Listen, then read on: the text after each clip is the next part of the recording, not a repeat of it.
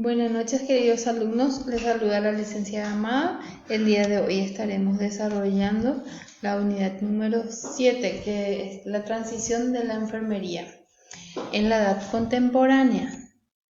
Y ahí nos explica qué queremos saber, qué supuesto el reconformismo para la evolución de los cuidados, qué avances se produjeron en el conocimiento de la ciencia en torno a la salud y cómo se organizaba la asistencia, que emplazamientos y en personas de grupos y organizaciones se dedicaban al cuidado. ¿Qué ocurrió con la profesión de enfermería? Entonces todas esas interrogantes es lo que vamos a ir desarrollando en la unidad, cómo vino evolucionando la profesión de enfermería.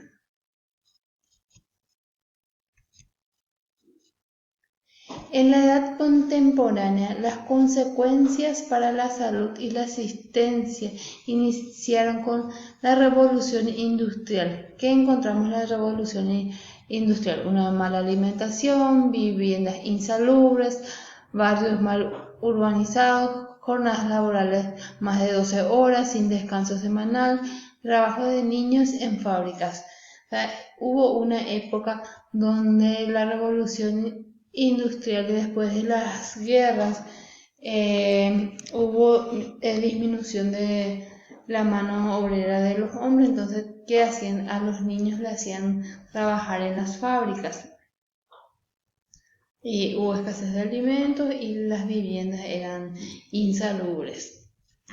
La dificultad de los obreros para enfrentar a situaciones de la enfermedad y también tenían un salario poco remunerado y hacían frecuentemente paros. Las nuevas formas de protección social, hubo un aumento del costo de la atención médica, mutualidades del origen obrero, patronal y caritativo. Los inicios del Estado Providente como desarrollo de los principios de la Revolución Francesa. En los primeros exponentes de la concepción de asistencia como misión del Estado.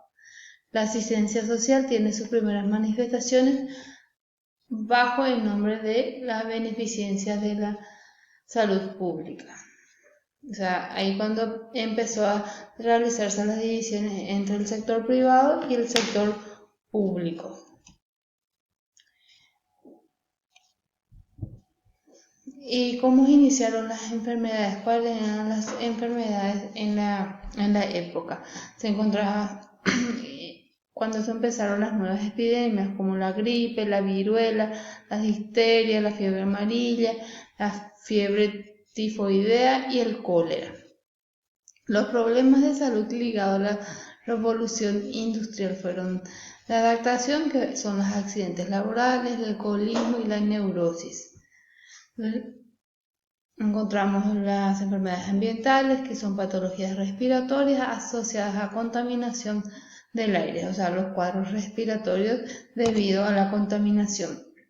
Las intoxicaciones y las enfermedades profesionales. ¿Qué vienen a ser las enfermedades profesionales? Una hernia, una hernia de disco, la depresión, el estrés laboral. Y también se observaban muchas la desnutrición y las enfermedades carenciales por falta de alimentos, enfermedades carenciales como la anemia, y sobre todo en los obreros de las ciudades. Y la mortalidad, y había una mortalidad infantil entre 25% en el primer año y 50% en los primeros 5 años. Y las fiebres puerperales, por el manejo de la asepsia en el trabajo de parto, había muchas mujeres que tenían infección post-alumbramiento y depende del cuidado de las parteras en aquel entonces. Y los grandes descubrimientos, que fueron los instrumentos diagnósticos, se descubrieron en la edad contemporánea, en el siglo XIX, se descubrieron los rayos X, el estetoscopio, el laringoscopio, el electrocardiógrafo y el esfigmomanómetro, más conocido como el aparato de presión. También se iniciaron las corrientes del psicoanálisis y las neurosis creadas por Charcot y Sigmund Freud. Las teorías de la evolución y la selección natural, que fueron descubiertas por Darwin y Huxley. Y también dieron inicios a la embriología y a las leyes de herencia, o sea, la genética a través de Mendel. La embriología pues es la ciencia que estudia a los embriones, que desde la fecundación y el proceso de gestación en el embarazo. Y las leyes de herencia son la genética, hablan de los cromosomas, ARN, ADN. Y también Cajal habla del sistema nervioso.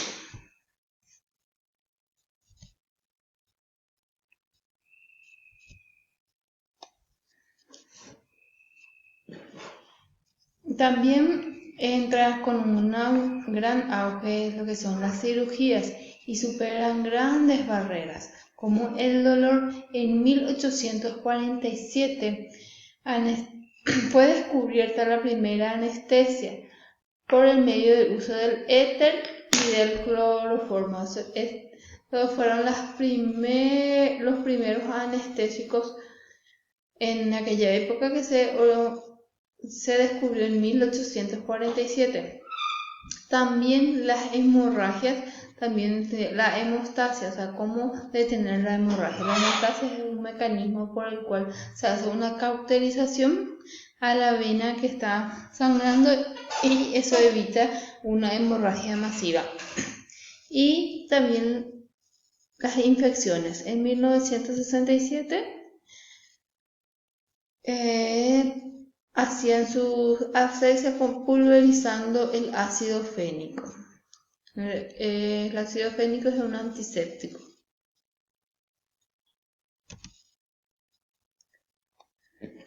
A nivel terapéutico encontramos lo que es la farmacoterapia, la dietética, la fisioterapia, la radioterapia y la psicoterapia. En la farmacoterapia se descubrió los principios activos de las plantas, medicamentos sintéticos e inmunoterapias. O sea, cuando empezaron la medicina alternativa a encontrar, o sea, las farmacias encontraron, o sea, se volvieron. Y la dietética, la fisiología de la nutrición, el metabolismo, las vitaminas y las proteínas. En fisioterapia, el uso terapéutico del agua fría, los baños y los balnearios. En la radioterapia se originó el tratamiento para el cáncer.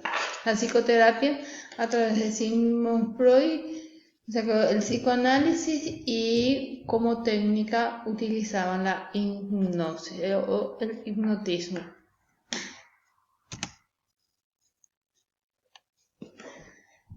Los cuidados en el siglo XX. En 1789, la Declaración de los Derechos del Hombre de la Asamblea de la Constitución Francesa incluye la asistencia en caso de enfermedad, y en 1883 las leyes de bioseguridad social en la Alemania. Y se dividieron en tres grandes grupos sociales, que es la alta, media y la baja. El grupo social alto tenía asistencia domiciliaria, casas de reposo, y la media tenía formas de aseguramiento para cubrir los gastos médicos, farmacias y entierros. Y la clase social baja se iban a los hospitales benéficos, que estaban compuestos por centros de enseñanza y de experimentación. O sea, que sería un autoescuela, o sea, del hospital.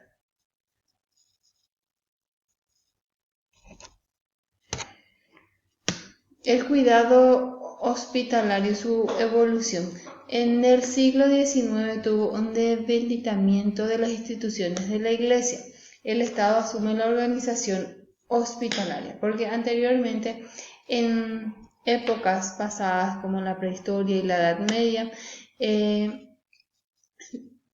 las enfermedades eran consideradas como teorías religiosas, que fue el pecado, que están poseídos, y entonces generalmente estaban a cargo de las mujeres por vocación religiosa, y la iglesia se encargaba del cuidado de los enfermos.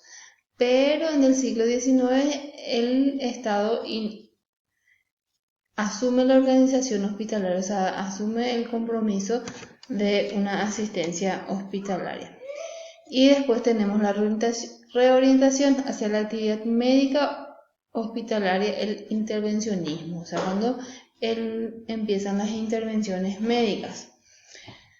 Hubo un déficit de cuidado, escasez de recursos, personal no preparado, hacinamiento, nula asepsia y elevada mortalidad. O sea que el Estado se hizo a cargo, no había recursos, no había muchas personas preparadas, hubo un hacinamiento, que todas las personas amontonaban en un solo lugar y no tenían en cuenta los mecanismos de limpieza, y entonces que desencadenó una elevada mortalidad.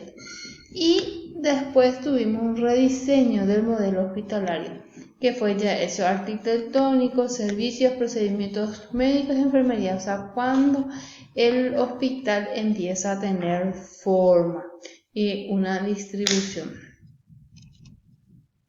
Y acá tenemos la redistribución, que empieza a contar por pabellones, edificios adyacentes, salas para pacientes, quirófano y emplazamientos.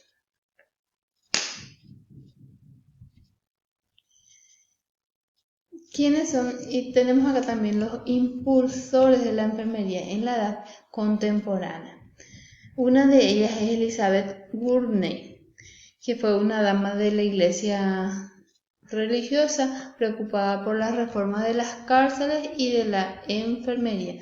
Defendía que las mujeres bondadosas podían ser buenas enfermeras sin necesidad de afiliarse o pertenecer a ninguna orden religiosa, siendo merecedora de remuneración, o sea, porque anteriormente el servicio de enfermería era a honor, o sea, sin remuneración.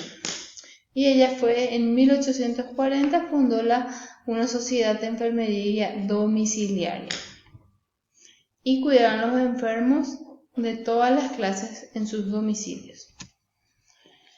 Amelie Sivekin, ella organizaba un grupo llamado Amigos de los Pobres con funciones benéficas de enfermería domiciliaria. Visitaban a los enfermos y a los pobres que prestaban ayuda y cuidados.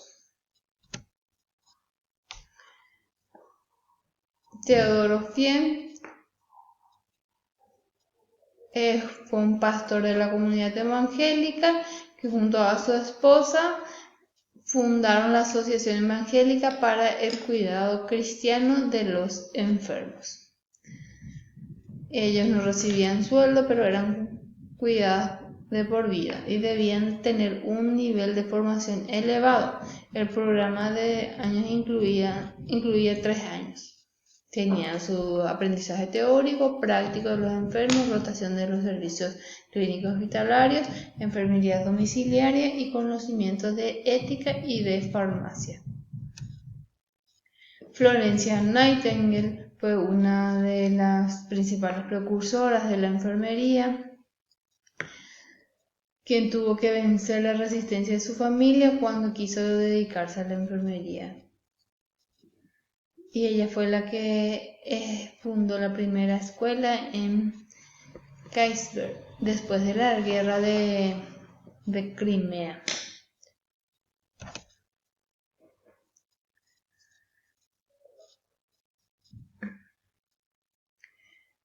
Después de la guerra ella se fue a trabajar, fundar en el hospital de Scutari, que donde había hacinamiento, atención médica insuficiente, sin medicación, había escasez de comida, falta de agua, calefacción de condiciones higiénicas penosas y una mortalidad del 42%, o sea, había una gran cantidad de muertes. Afrontó la obstaculización de las autoridades y la informalidad del personal de enfermería.